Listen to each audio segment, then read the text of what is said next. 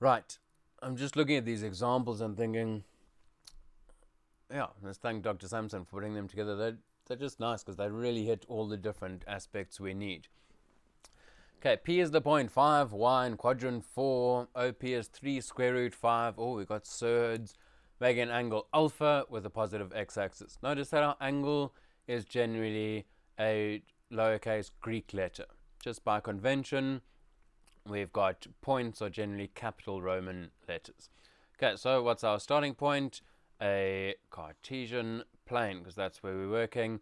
And our sketch is our guiding point. It's really going to tell us what's happening. And once we find out what this angle is, that's going to be our next stage after this, then the sketch is really, really helpful. Okay, I'm going to fill in other bits.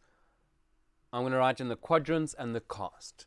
So I know this is quadrant 1, starting in the top right, to quadrant 2, quadrant 3, and into quadrant 4. Okay, what do I know about my cast diagram? My cast diagram, remember, is showing us which trig functions, trigonometric functions, are positive. They're all positive here. I always like to start there. Although it's the cast diagram, as we say, because that's an English word, I like to start here because they're all positive. Everything's positive up here.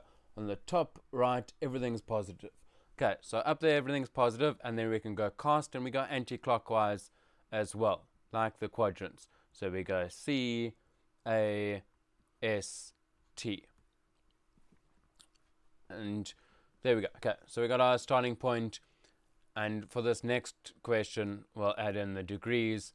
You know what, let's add them in now. Pink. Sitting over here is 0 degrees. That's where we start. We keep going around. This thing here is a 90 degree. So up here is 90 degrees. We keep going around. On this straight line must be 180. This is 270 degrees.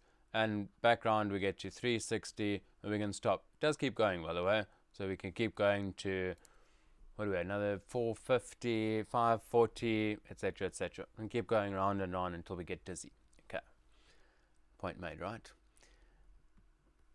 P is the point 5, Y.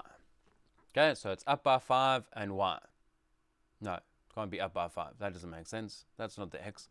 It's along by 5 and Y. We don't know where it is. It could be up there. It could be down here. In quadrant 4. Okay, well then it's this one down here. Rubber, goodbye. Okay, so there it is, OP. Remember that O is the origin. So there's O over there. That's going to be P over here. And P has the value 5Y.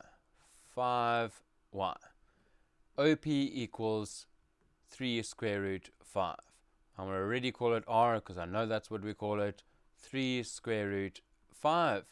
Make an angle alpha with a positive x-axis. Okay, so let's throw this angle in. So starting from the positive x-axis, we're going to go all the way around, and this angle here is angle alpha. Right, so this angle is between 180 and 270. That 270 looks way too much like a 27, so I'm going to make it look like 270. Okay, so there's our point. There's everything we know, except let's deal with triangles, because that's what we know. We know triangles.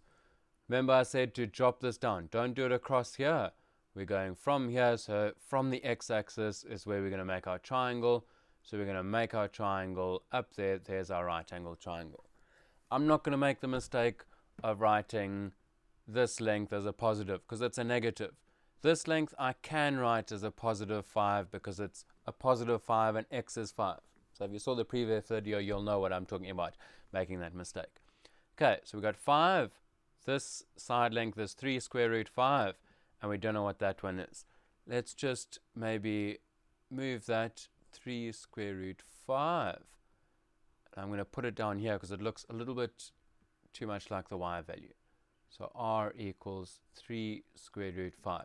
Looks a bit better, I think. It relates to that. And this length is 5, and y is what we're trying to find out. Okay, dear old Pythagoras always seems to come up. So we've got 5 squared plus y squared, the two shorter sides, x squared plus y squared equals r squared.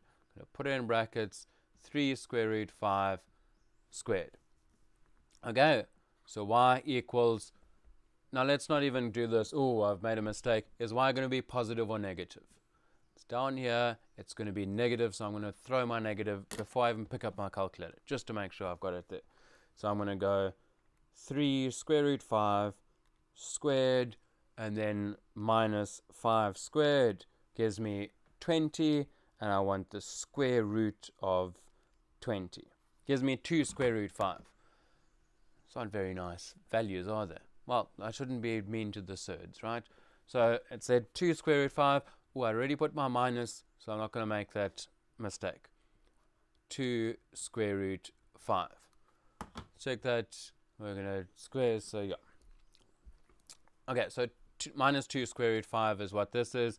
Let's put that in the diagram. Minus 2 square root 5 with the negative. Make sure we got it there.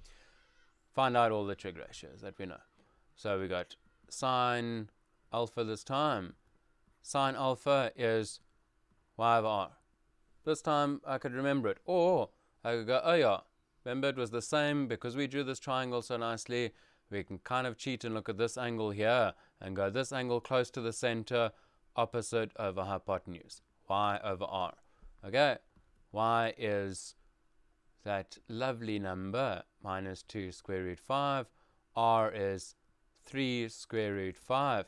Hang on, those things just cancel nicely. Cancel, cancel. And this is the same as minus 2/3. Does it make sense that sine is negative in this quadrant? What is the only trig ratio that's positive in quadrant 4? C. Oh, almost need my little invisible maker. C, okay, cool.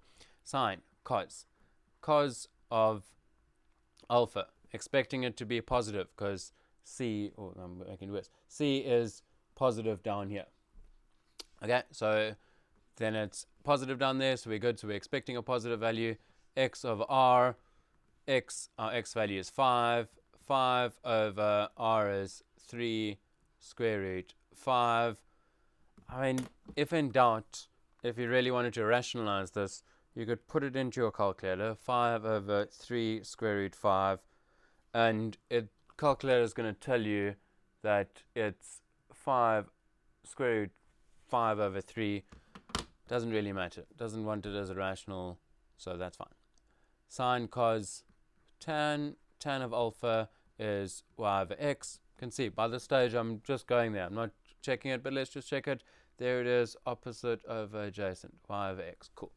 Okay, y is this value here, minus 2 square root 5 over 5.